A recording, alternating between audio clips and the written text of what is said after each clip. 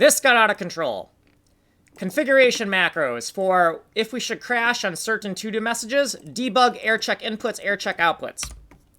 Camerah H is now part of the system index.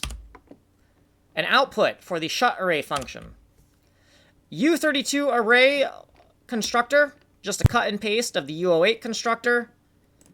U32 const array constructor, just a cut, paste, refactor of the const array U08 constructor. Monkey wrench macros for when we type things wrong. A lookup table that converts the zero basis to the zero basis span. Here are the different discrete units that the zero basis enumerations represent. We screwed up the first time, so we added some more code. We have some asserts to make sure that all the entries are correct. Assert that something is a number. A vital to-do message that will crash when crash on vital to-do is true. A maybe do message that will crash when crash on maybe to-do is true. This is within the top-level func boilerplate section. We've added the header for the Camerah H function section.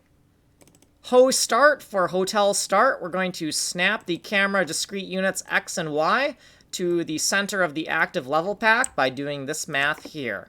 The active level pack is in the middle of the DOM, and that's why this math will work. Camerah H VP1 takes the state of Camerah H and makes VP1 reflect that state. The first thing we want to do is take the Z basis of the camera and look up the span. So zero basis converted to the span and discrete units. And we're going to do some stuff with that, but right now we just put a vital to-do message to make the code crash if we call it. Some more tags. What we did in the previous tutorial, more tags, and what we did in this tutorial. You have been on video number 109. If you want the code, you can go here. If you want to see this covered a little bit slower, you can go here. This has been video number 109. Like and subscribe.